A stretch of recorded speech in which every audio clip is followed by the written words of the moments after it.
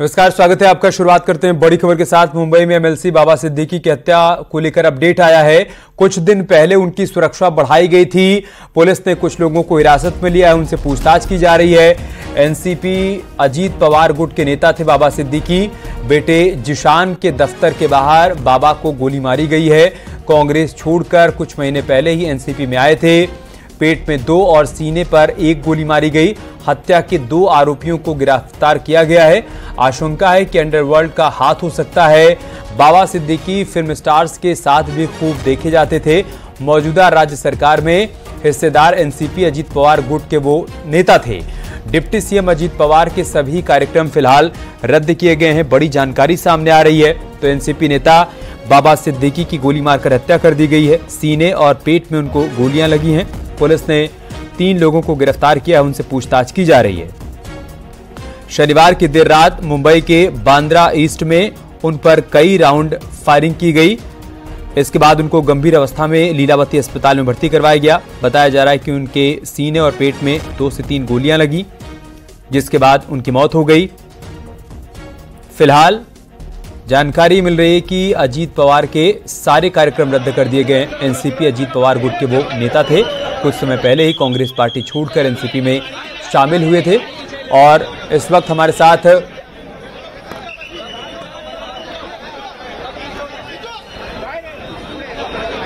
अस्पताल के बाहर की तस्वीरें हम आपको दिखा रहे हैं। आप देख सकते हैं वहां पर उनके समर्थकों का जमावड़ा लगा हुआ है। इसके अलावा देवेंद्र फडणवीस भी पहुंच चुके हैं अस्पताल। जैसे ही उन्हें जानकारी मिली फौरन वो अस्पताल पहुंचे हैं। तमाम नेताओं के पहुंचने का सिलसिला यहां पर शुरू हो चुका है। आशंका जताई जा रही है कि इस हत्याकांड के पीछे अंडरवर्ल्ड का हाथ हो सकता है। कुछ समय पहले ही बाबा सिद्दीकी की सुरक्षा बढ़ाई गई थी और अब गोली मारकर उनकी हत्या कर दी गई। इसी साल फरवरी में कांग्रेस छोड़कर बाबा सिद्दीकी एनसीपी अजीत पवार गुट में शामिल हुए। वो पिछले 48 साल तक कांग्रेस में रहे। उस वक्त उन्होंने सोशल मीडिया पर अपने इस्तीफे पर एक पोस्ट भी लिखा था और लिखा था कि मैं एक युवा किशोर के रूप में भारतीय राष्ट्रीय कांग्रेस पार्टी में शामिल हुआ था और 48 सालों तक चलने वाली एक महत्वपूर्ण यात्रा आज समाप्त हुई। मैं तत्काल प्रभाव से भारतीय राष्ट्रीय कांग्रेस पार्टी की प्राथमिक सदस्यता से इस्तीफा दे रहा हूं। इसके बाद वो एनसीपी में चले गए और आज गोली मारकर उनकी हत्या कर दी गई है। बेटे के दफ्तर के बाहर जब वो मौजूद थे उसी दौरान उनको गोली मारी गई। बांद्रा पश्चिम से 3 बार विधायक रहे बाबा सिद्दीकी। महाराष्ट्र में राज्य मंत्री भी रह चुके हैं। वो Maharashtra housing and area development authority के मुंबई डिवीजन के अध्यक्ष भी रह चुके हैं। उन्होंने राजनीति की शुरुआत एक छात्र नेता के रूप में की थी। पहली बार बीएमसी में कॉर्पोरेटर चुने गए थे और साल 1999, 2004, 2009 में बांद्रा वेस्ट से विधानसभा का चुनाव जीत चुके। साल 2014 के विधानसभा चुनाव में उनको हार का भी सामना करना पड़ा था। इसके अलावा बाबा सिद्दीकी की राजनीतिक कर्मभूमि बांद्रा ही रही। अधिकतर फिल्मी हस्तियां बांद्रा में ही रहती हैं। बॉलीवुड सितारों से उनकी दोस्ती की तस्वीरें भी हम सब ने खूब देखी हैं। वो पहली बार सुनील दत्त के संपर्क में आए थे और उसके बाद संजय दत्त के बेहद करीब हो गए। संजय के जरिए ही उनकी सलमान खान से मुलाकात हुई। इसके बाद बाबा सिद्दीकी की चर्चित इफ्तार पार्टियों में तमाम फिल्मी सितारों का आना जाना शुरू हो गया था, जिसकी तस्वीरें हम सभी लोगों ने देखी हैं और इसके जरिए ही तमाम लोग उनको जान पहचान पाए। सलमान और शाहरुख में पैचअप कराने के लिए भी वो जाने जाते थे। हाल फिलहाल में वो अपनी सियासी पारी एनसीपी अजीत पवार गुट की तरफ से खेल रहे थे और इन सब के बीच उनकी सुरक्षा भी बढ़ाई गई थी, लेकिन आज गोली मारकर उनकी हत्या कर दी गई। अभी तक की जो जानकारी आई है वो आपके साथ साझा कर दें।